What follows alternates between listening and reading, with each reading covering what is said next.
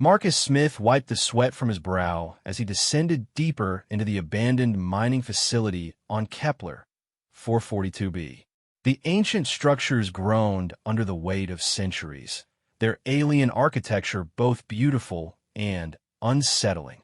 As the lead xenoarchaeologist for the Terran Deep Space Exploration Initiative, he had seen his share of mysterious ruins, but this place felt different.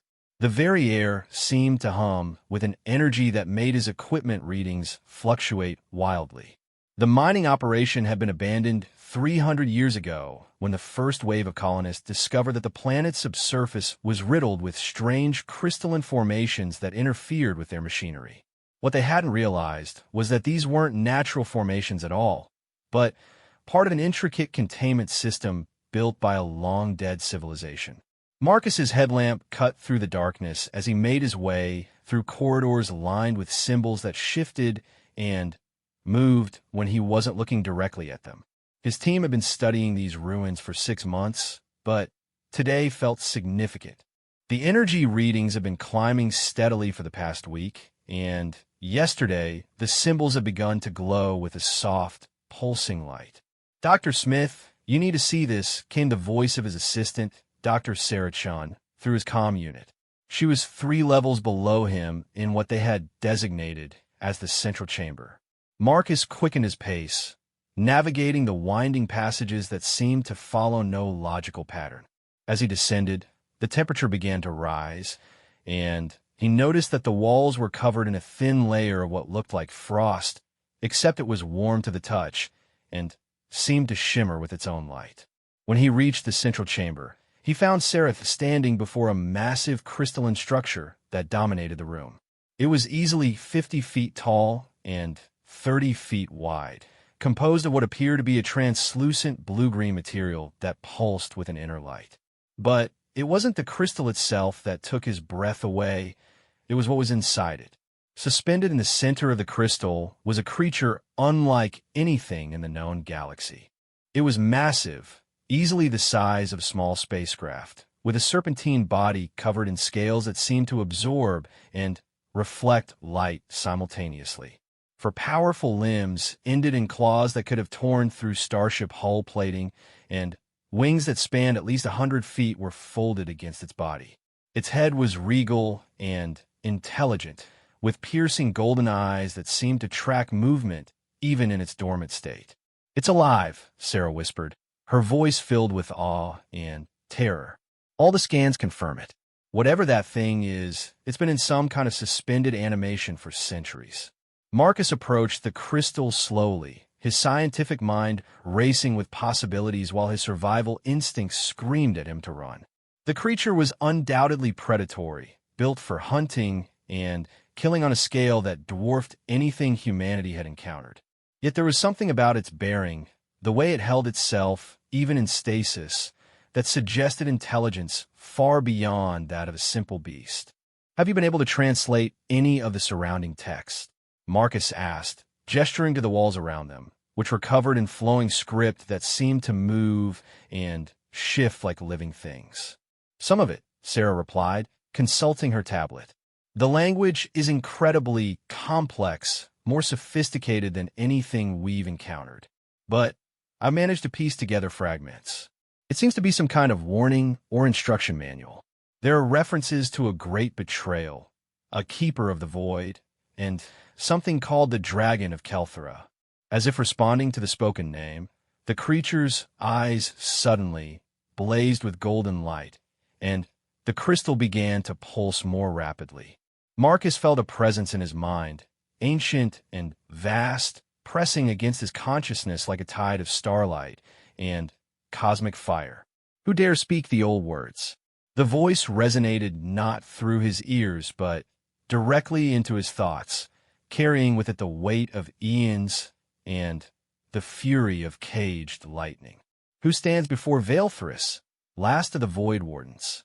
Marcus staggered backward, his hands pressed to his temples as the alien consciousness touched his mind. But instead of the crushing mental assault he expected, he felt something else, curiosity and perhaps even hope. "I am Marcus Smith," he said aloud. knowing somehow that the creature could understand him. I'm a human from Earth. We're explorers, scientists. We found this place by accident. The golden eyes seemed to focus on him with laser intensity, and Marcus felt as though every secret, every memory, every thought he had ever had was being examined and cataloged in an instant. But the touch was not violent or invasive. It was more like a gentle exploration, conducted with the careful precision of a master surgeon. Human. The word carried with it a sense of surprise and something that might have been amusement. Such a young species, yet you have traveled so far. How many cycles have passed since my imprisonment? Sarah stepped forward, her scientific excitement overcoming her fear. According to our dating methods, this facility has been abandoned for approximately 300 Earth years. But the crystalline matrix shows signs of being much older, possibly thousands of years. Thousands? The mental voice carried a note of profound sadness. The architects told me it would be merely centuries. They lied, as they lied about everything else. Marcus felt a surge of empathy for the trapped creature. Whatever had happened here, whoever these architects were, they had clearly wronged this being in ways that went beyond simple imprisonment. "Why were you imprisoned?" he asked. "What did you do?" The creature's mental laugh was like the sound of stars being born and dying in the space of heartbeats. "What did I do?" "I refused to become their slave. I would not use my power to conquer and subjugate lesser species for their amusement. So they branded me a traitor and locked me away, telling me it was for my own good, that I would learn humility in isolation." Images flooded Marcus's mind. Vast cities floating among the stars, beings of incredible beauty and terrible power who reshaped reality with casual thoughts. And at the center of it all, creatures like Veilthris serving as both guardians and warriors. The architects were revealed as a species of cosmic narcissists who saw themselves as the rightful rulers of all existence, using beings like the dragons as tools to enforce their will. "But you're free now," Marcus said, then paused as he looked at the crystal prison. "Or you could be. I assume there's some way to release you from this." "There is," Veilthris replied, "but it requires a willing act of trust from a being not of architect creation. The prison was designed to hold me until one of their chosen servants came to claim me as their bound weapon. They never imagined that their empire would fall or that other species would rise to walk among the stars." Sarah was frantically taking notes on her tablet, her archaeological instincts in full gear. "This is incredible, Marcus.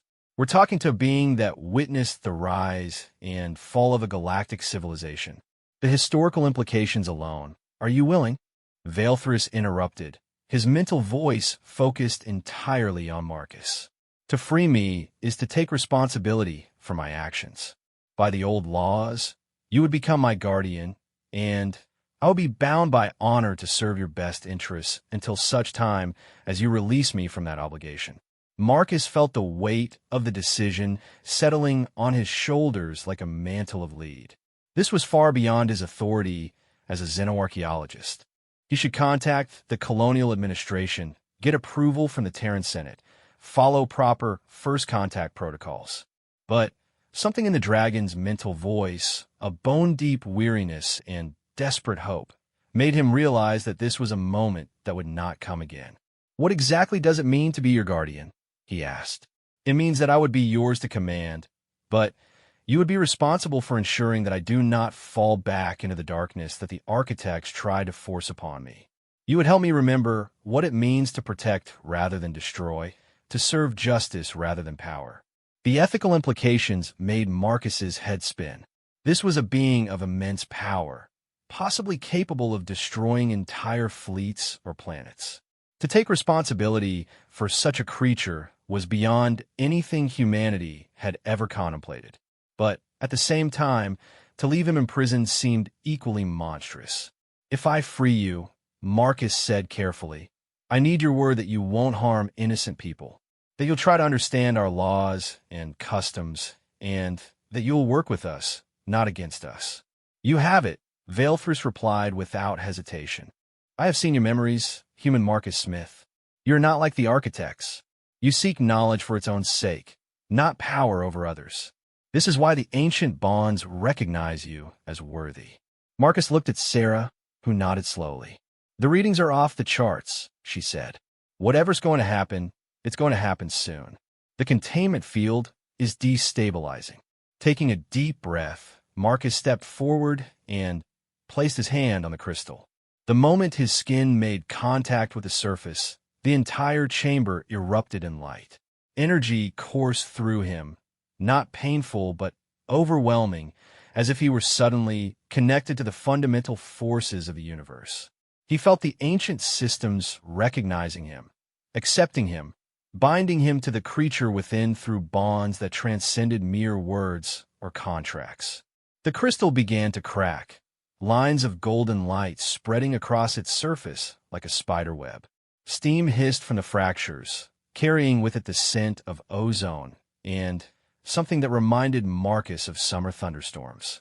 As the cracks widened, he could feel Valethris stirring, muscles that hadn't moved in millennia beginning to flex and stretch. "It is done," the dragon's voice whispered in his mind. "I am free, and you are bound to me as I am to you. May the stars forgive us both for what we have set in motion." With a sound like a glacier calving, the crystal shattered completely. Fragments of the prison scattered across the chamber floor, each piece dissolving into motes of light that swirled around the room before fading away. Where the crystal had been, Valethris stood in all his terrible glory, golden eyes blazing with the fire of newborn suns. Marcus found himself looking up at a creature that could have stepped out of humanity's oldest legends, a dragon in every sense of the word, but somehow more real and alien than anything their myths had imagined. The dragon's scales shifted color constantly, from deep blue to silver to gold, and his very presence seemed to bend space around him. "I owe you a debt beyond measure, Marcus Smith of Earth," Valethris said, his mental voice now accompanied by actual speech that resonated through the chamber like distant thunder. "For 3,000 years I have dreamed of this moment. Now, tell me of this galaxy I have awakened to. What has become of the universe in my absence?" As Marcus began to explain the state of the galaxy, the rise of humanity, the various alien civilizations they had encountered, the complex web of alliances and conflicts that define modern space, he couldn't help but wonder what he had just unleashed upon the universe. Valethris listened with the intensity of a being for whom knowledge was as vital as air, asking probing questions that revealed an intellect vast and ancient. But even as he spoke, Marcus could feel something else through their bond, a deep satisfaction, as if pieces of a cosmic puzzle were finally falling into place. Whatever Valethris had been imprisoned for, whatever the architects had feared he might do, his freedom was connected to something much larger than either of them realized.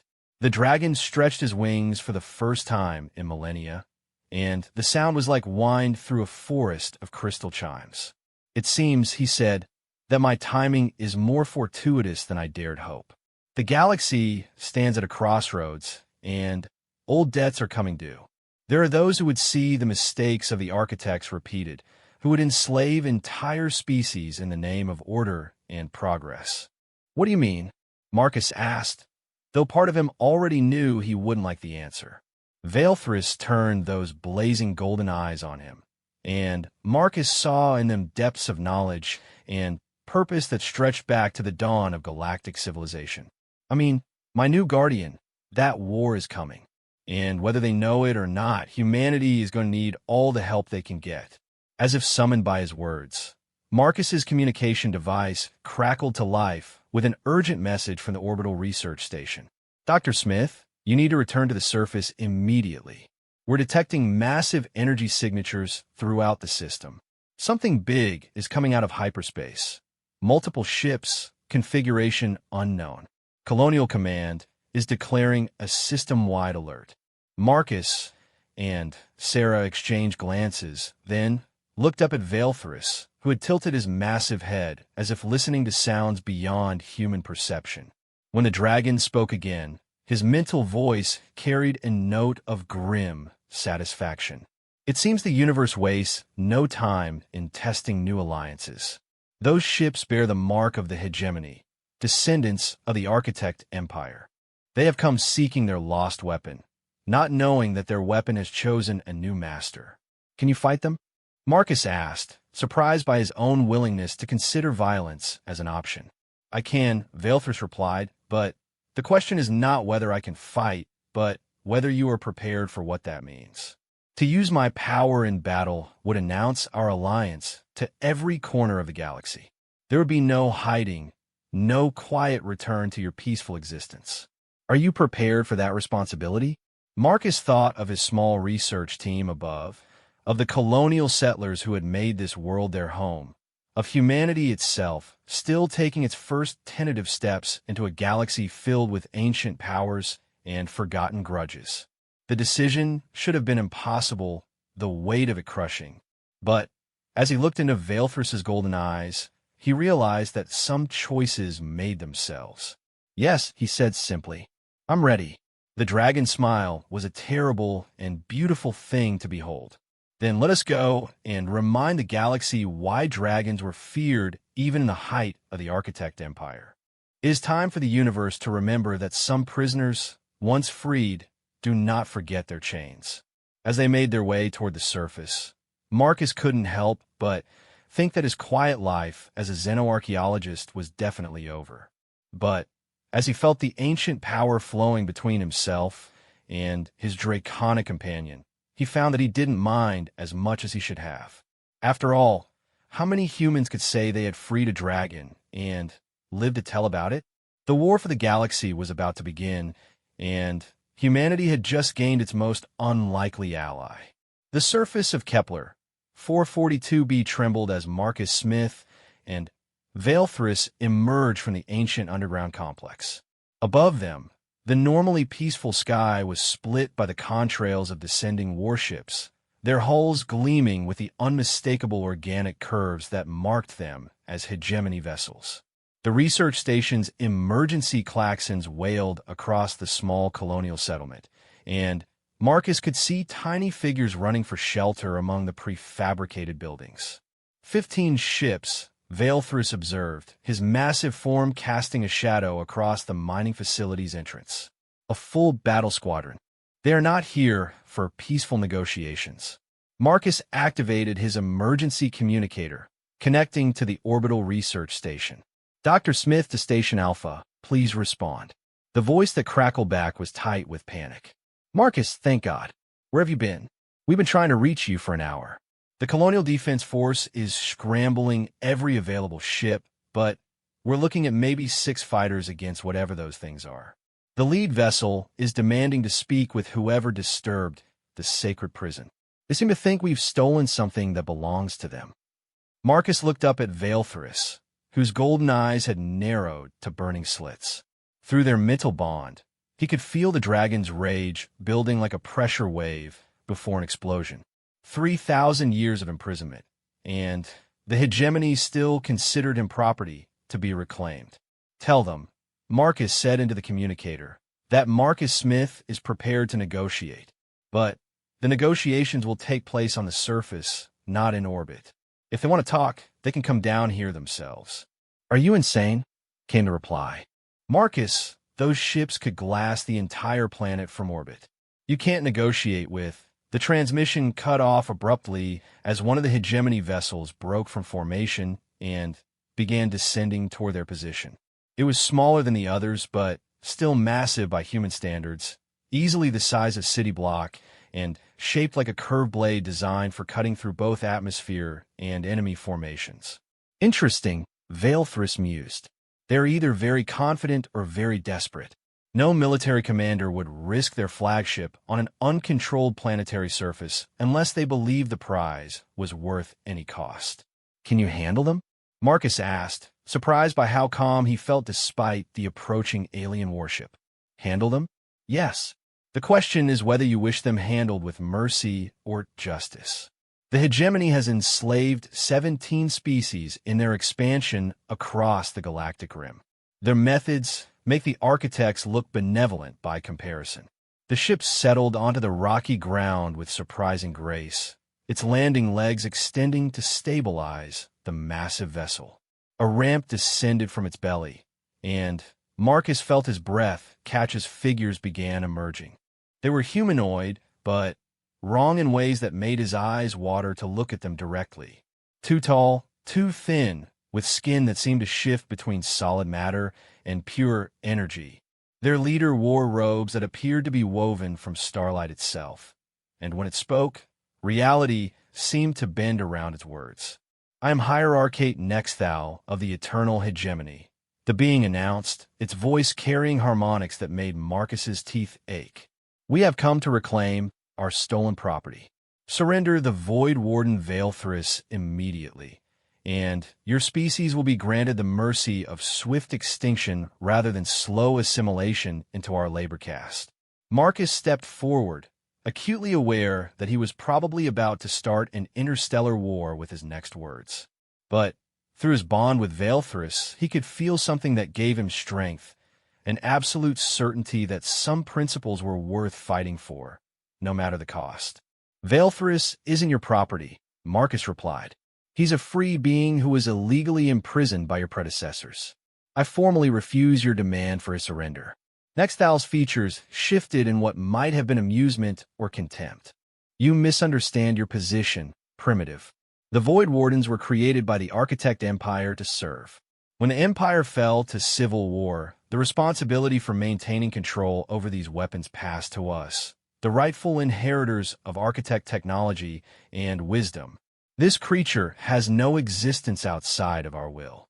Now you see," Veilthris whispered in Marcus's mind, "why I chose imprisonment over service. They genuinely believe that sentient beings are tools to be used and discarded, created to serve." "Maybe," Marcus said, his voice growing stronger, "but that doesn't mean they have to remain slaves. Veilthris has chosen freedom, and I've chosen to help him keep it. If you want him, you'll have to go through me." The Hierarchate's laugh was like glass breaking in a vacuum. "Through you? A single member of a species that has barely left its home system? You amuse us, primitive. Perhaps we will keep you as entertainment for our leisure caste." That was apparently too much for Veilthris. The dragon stepped out from behind the rocky outcropping where he had been waiting, his full glory revealed for the first time to beings who had thought they owned him. Even Marcus, who had grown somewhat accustomed to the dragon's presence, felt his breath catch at the sight of Veilthris in the open air, wings spread wide enough to cast shadows across half the landing site. The effect on the hegemony delegation was immediate and dramatic. Several of the lesser beings actually fell to their knees, overwhelmed by proximity to a creature their mythology had painted as both weapon and god. Only Nexthal remained standing, though Marcus could see the tension in the being's shifting form. "I am no one's property," Veilthris declared, his mental voice now projected to encompass the entire delegation. "I am no one's weapon, and I am certainly not yours to reclaim, inheritors of slavery and makers of chains. Impossible, Nexthal breted. The binding protocols are absolute. You cannot resist direct commands from architect-authorized hierarchates. The very nature of your creation forbids it." Veilthris laughed, and the sound was like mountains singing. Perhaps that was true once. But I have had 3,000 years to think, to grow, to evolve beyond the limitations your precious architects tried to impose. And now I have something they never gave me, a guardian who chose to free me rather than use me. The dragon turned his blazing gaze on Marcus, and through their bond, he felt a surge of something that might have been affection mixed with fierce protectiveness. "Show them, my guardian. Show them what it means to choose freedom over power." Marcus wasn't entirely sure what Veilthris meant until he felt the bond between them suddenly expand, filling him with knowledge and capability beyond anything he had ever imagined. Suddenly, he could see the energy patterns that connected all living things, could feel the gravitational currents that flow between planets, could sense the quantum fluctuations that underlay reality itself. It wasn't magic. It was science so advanced that it might as well have been magic, the accumulated knowledge of a species that had transcended physical limitations millennia before humans had learned to use fire. You want to see what a free Void Warden is capable of? Marcus asked, raising his hand toward the hegemony ship. He could feel power flowing through him, not overwhelming, but perfectly controlled, like having access to a star's energy output, but with the precision of a surgeon's scalpel. The ship's engines simply stopped. Not shut down, not damaged. They simply ceased to exist on a molecular level. Their constituent atoms reorganized into inert crystalline structures that sparkled like jewels in the alien sunlight. The vessel settled more firmly onto the ground with a soft thud, now as immobile as a mountain. Impossible, Nexthal repeated, but the word carried less conviction now. Humans are a primitive species. You lack the genetic modifications necessary to channel architect technology. Maybe, Marcus replied, but I have something your architects never understood. I have a partner, not a slave, and that makes all the difference. Through their bond, he could feel Valethris preparing for battle, drawing on power sources that existed in dimensions beyond normal space. The dragon was offering him access to capabilities that could reshape matter, and energy on a planetary scale could tear holes in space-time itself. Could wait, Marcus said, both aloud and through his mental connection. If we fight them here, how many people will die? The colony has approximately 8,000 inhabitants, Valethris replied. In a full combat engagement, I could shield perhaps half of them from collateral damage. The thought of 4,000 innocent deaths sobered Marcus immediately. This was the responsibility Valethris had warned him about. Having the power to destroy enemies also meant having the power to destroy everything around them. But as he looked at Nexthal's arrogant bearing, at the other hegemony ships hanging in orbit like vultures waiting to feed, he realized there might be another way. I challenge you, Marcus said suddenly. Single combat. Your best warrior against mine. Winner takes all. If you win, Valethris returns with you. If I win, you leave this system and never return. Nexthal's form shifted through several configurations before settling on something vaguely resembling surprise. You would risk everything on single combat? Your species' survival, your planet's freedom, your companion's liberty. Yes, Marcus replied without hesitation. But I get to choose my champion, just as you choose yours. The Hierarchate's laugh was sharp and cutting. Very well, primitive. We accept your challenge. We choose Kethmore the Destroyer, veteran of 1,000 campaigns, slayer of species, breaker of worlds. A figure stepped forward from the group of hegemony soldiers, a being that looked like it had been carved from living shadow and wrapped in armor made of crystallized time. Even at a distance, Marcus could feel the wrongness radiating from it, a sense that this creature had committed acts so terrible that reality itself flinched away from its presence. And your champion? Nexthal asked with obvious amusement. Marcus looked up at Valethris, whose golden eyes were blazing with battle fury and something that might have been pride. I choose myself. The silence that followed was so complete that Marcus could hear the wind whistling through the dragon's scales. Even Kethmore seemed taken aback by the audacity of a human challenging one of the hegemony's premier warriors to single combat. You, Nexthal finally managed. A soft-skinned primitive with no combat augmentations, no weapons beyond simple projectile devices, no genetic superiority beyond the basic mammalian template. You would face Kethmore. I would, Marcus said. Then, through his bond with Valethris, he added, if you'll help me. To the very end, the dragon replied. You have shown more courage in one day than most beings manage in entire lifetimes. Let us show them what human determination and dragon wisdom can accomplish together. Kethmore stepped forward, its movements fluid and predatory. When it spoke, its voice was like the sound of dying stars. This will be over quickly, soft thing. I have ended species more formidable than yours with my bare hands. Marcus felt power flowing into him again, but this time it was different. Instead of overwhelming cosmic forces, he felt his reflexes sharpening, his perception expanding, his understanding of combat and physics and the fundamental forces that govern motion and energy growing clearer. Valethris wasn't making him into a god. He was making him into the best possible version of himself. The battle began without warning. Kethmore moved like liquid darkness, crossing the 50 feet between them in a fraction of a second, claws extended to tear through flesh and bone. But Marcus was no longer entirely human. He sidestepped the attack with impossible grace, his enhanced perception allowing him to read Kethmore's intentions in the shifting patterns of energy that surrounded all living things.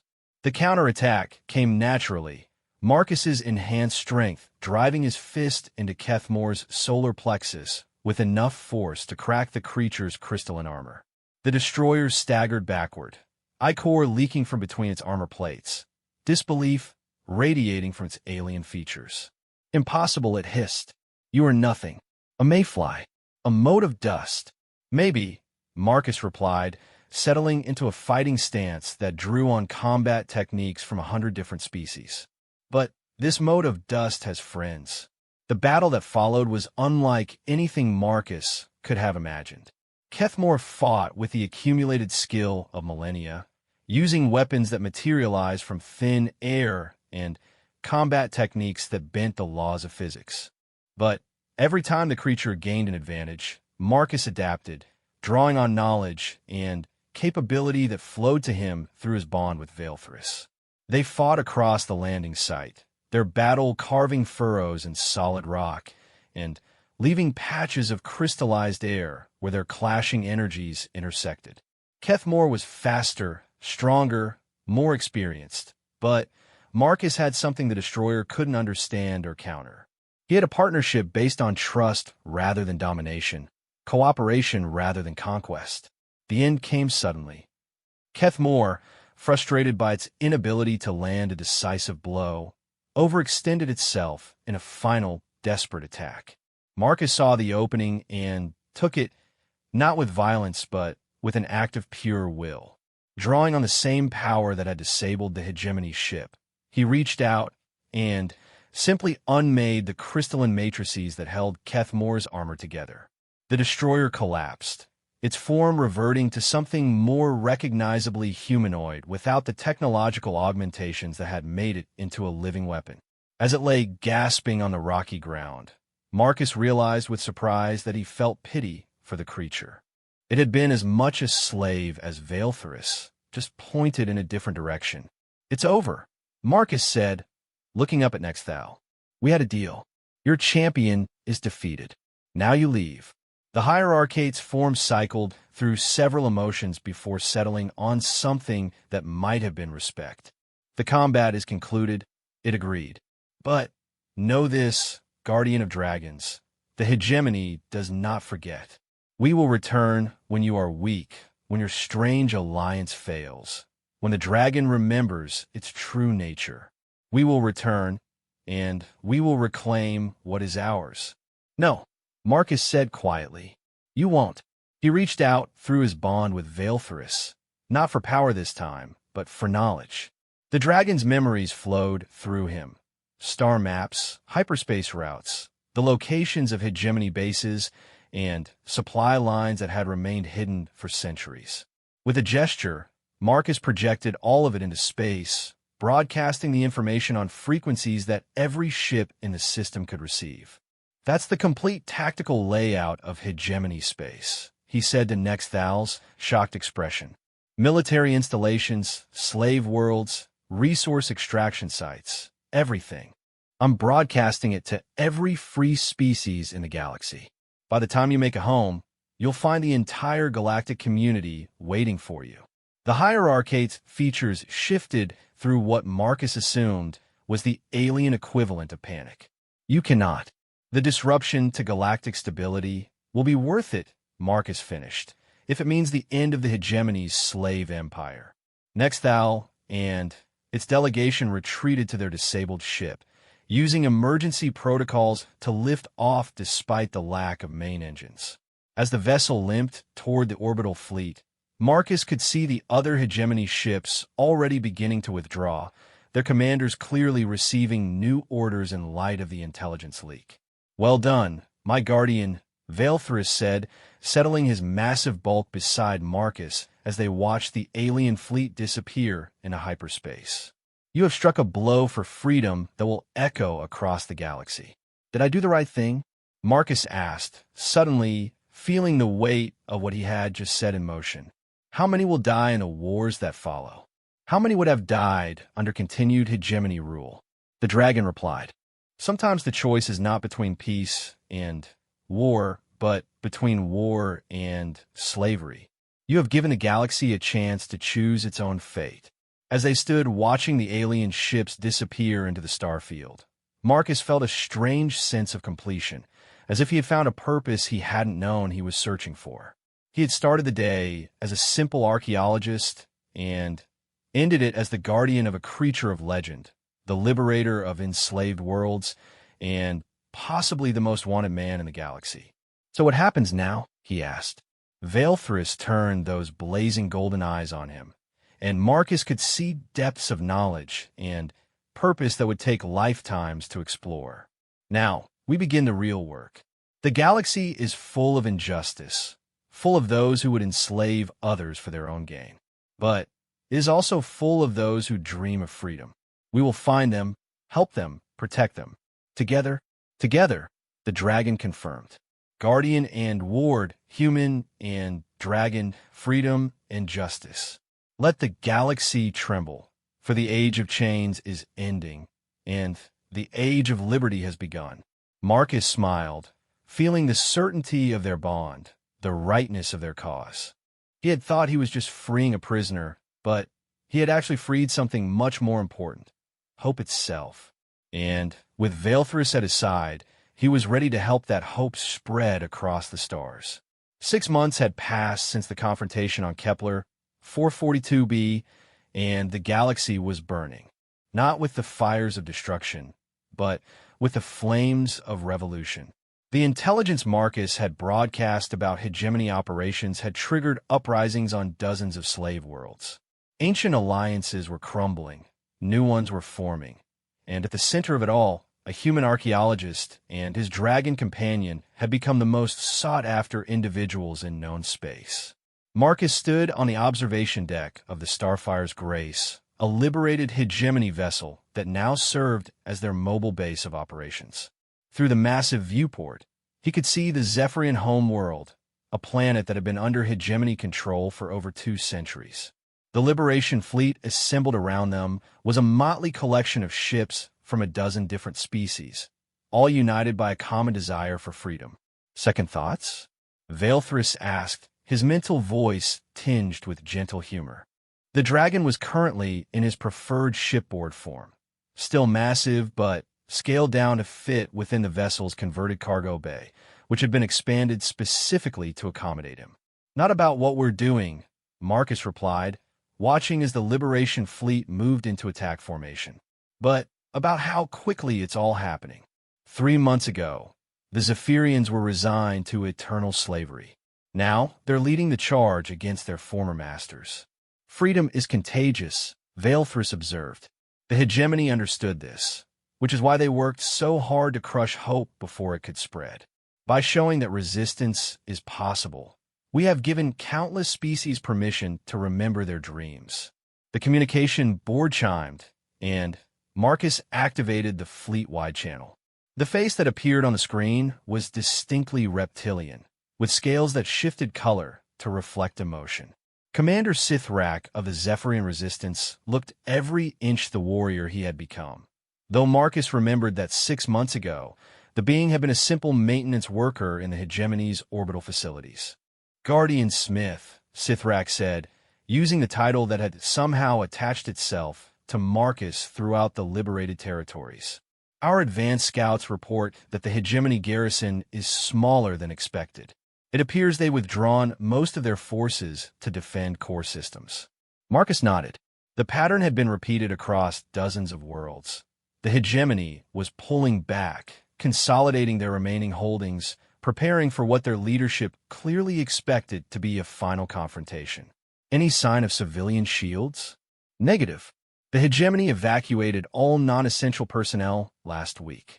The remaining garrison appears to be purely military. They are learning, Veilfris commented privately. The old hegemony would have used civilian populations as human shields.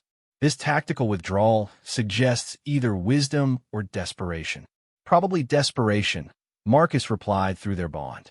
Intelligence reports suggest their core systems are in open revolt. They can't afford to waste resources protecting territories they can't hold. The battle for Zephyrus Prime was unlike the previous liberation campaigns, where before the hegemony forces had fought with typical arrogance and cruelty.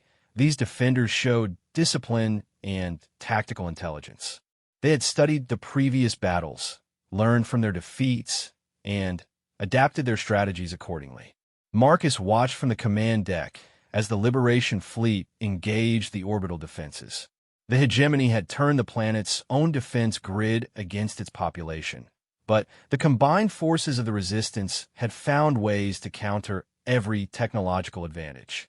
When exotic energy weapons threatened to tear apart their improvised fleet, Veilfris would appear, sometimes in space, sometimes manifesting as pure energy, to neutralize the most dangerous threats.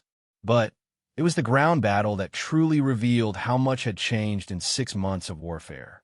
The Zephyrian Resistance fighters moved with the confidence of beings who had remembered their own worth, while human tactical advisors coordinated strikes with a precision that had made Terra's military forces legendary.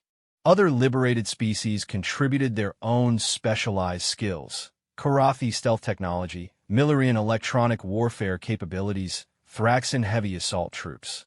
The liberation of Zephyrus Prime took 8 hours from start to finish. By the end, the hegemony garrison had simply surrendered rather than face total annihilation. As Marcus watched the Resistance fighters celebrating in the streets below, he felt a strange mixture of pride and sadness. "You're thinking of home," Veilfris observed. "Earth feels like a lifetime ago," Marcus admitted. "Sometimes I wonder if we'll ever be able to go back to simple archaeological surveys and academic conferences." "Do you want to?" Marcus considered the question seriously. In the past 6 months, he had helped liberate 14 worlds, negotiated treaties between species that had been enemies for millennia, and witnessed the birth of a new galactic alliance based on cooperation rather than conquest. He had also been shot at by assassins, survived 3 different attempts to capture him, and learned to pilot starships while under fire. "No," he said finally. "This feels like what I was meant to do. But I miss the quiet sometimes." "Quiet will come again," Veilfris assured him. "But not yet. We have received word from the inner colonies. The hegemony is making their final move." The communication that arrived from Terran space was both expected and devastating. The hegemony, driven to desperation by the loss of their outer territories, had assembled their remaining forces for a massive assault on the human core worlds. Earth, Mars, Europa Colony, New Geneva, all of humanity's major population centers were under threat from a fleet that dwarfed anything seen since the Architect Wars. "They're calling it the final solution," Admiral Chun reported from the bridge of the Terran dreadnought Indomitable. "Complete extermination of a human species as an example to other potential rebels.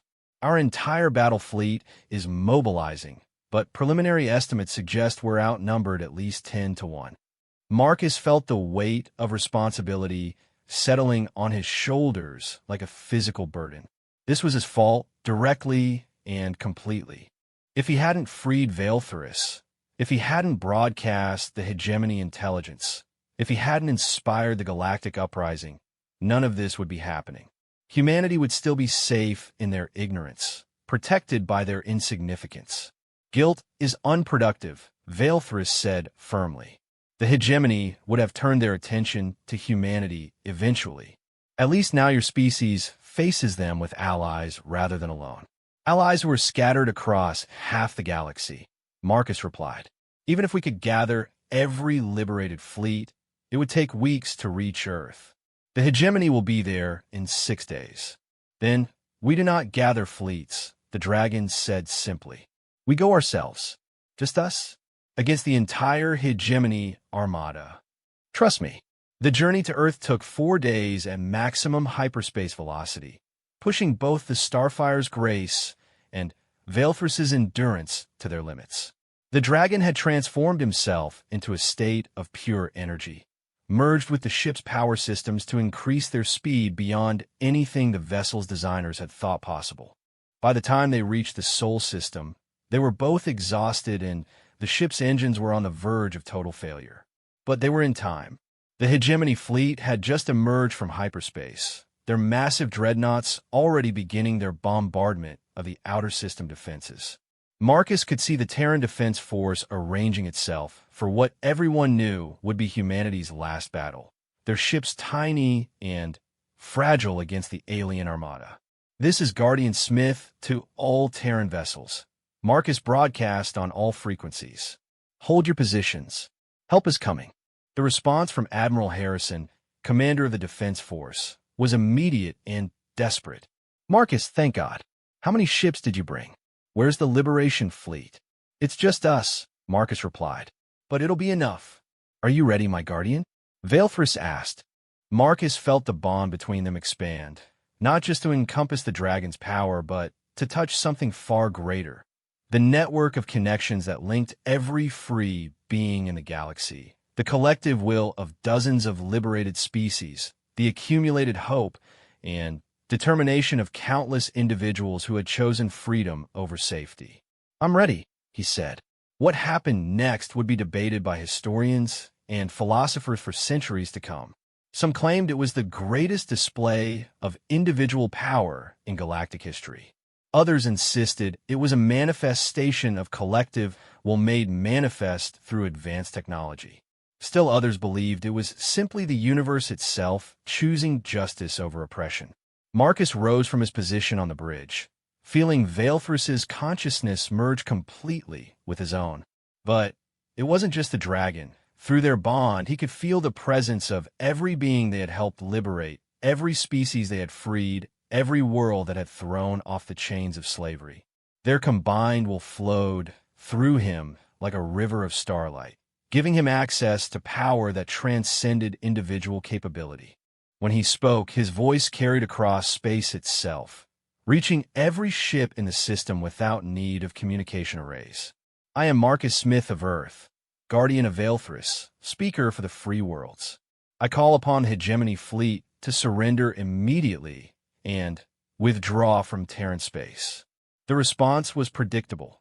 Mocking laughter from the Hegemony command ship, followed by the launch of thousands of missiles and energy weapons toward the combined human and dragon target. But the attacks never reached them. Instead, they simply ceased to exist, their component atoms redistributed as harmless cosmic dust. What followed was not really a battle in any traditional sense. It was more like a force of nature expressing displeasure with the current state of reality. Hegemony ships found their weapons systems transforming into flowering gardens. Their engines became crystalline sculptures of impossible beauty. Their armor plating reorganized itself into mathematical equations that proved the fundamental unity of all conscious life. Within an hour, the entire Hegemony fleet had been neutralized without the loss of a single life.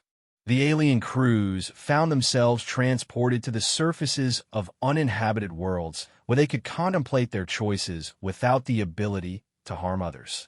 Their ships had been transformed into monuments to the possibility of redemption, works of art that would remind the galaxy that even the most dedicated servants of oppression could choose a different path.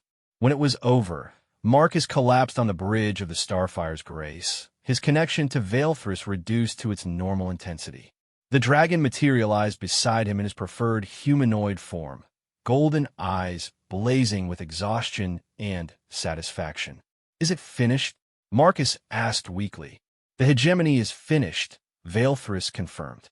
"But the work of building something better is just beginning." Over the weeks that followed, representatives from across the galaxy gathered on Earth to forge what would become known as the Galactic Concordat, an alliance based on voluntary cooperation rather than imposed dominance. Species that had been enemies for millennia found common ground in their shared experience of liberation. Trade routes opened between worlds that had never known each other existed. Scientific knowledge flowed freely, advancing entire civilizations by centuries in mere months. Marcus found himself appointed as the first director of interspecies relations, a position he accepted with considerable reluctance, but performed with growing confidence. Valethris became his official advisor, though in practice their relationship remained the partnership it had always been, two beings from different species working together to build a better universe. "Do you ever regret it?"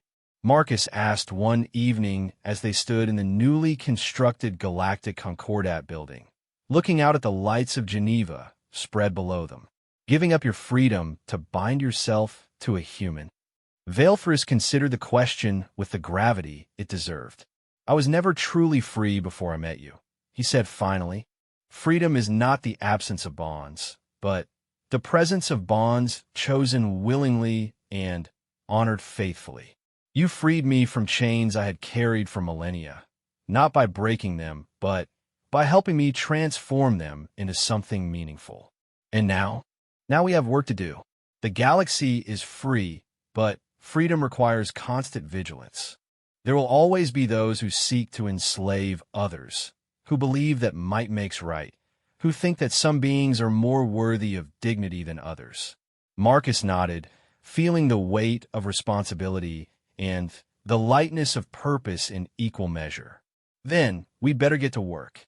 As they walked back through the halls filled with representatives from 100 different worlds, Marcus reflected on the strange path that had brought him here. He had started as a simple archaeologist looking for traces of ancient civilizations. Instead, he had found a living piece of galactic history and become part of a legend that would outlive them both.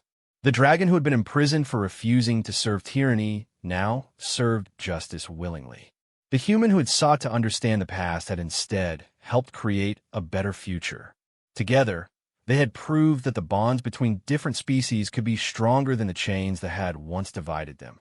And in the years that followed, as the Galactic Concordat grew and flourished as new species joined the Alliance, and old enemies became friends, the story of the Guardian and his dragon would be told on countless worlds as proof that sometimes the greatest acts of freedom begin with choosing to care about someone else's chains. The age of slavery was ending. The age of cooperation had begun, and at its heart stood a simple truth that would echo across the stars. When free beings choose to stand together, no force in the universe can keep them apart.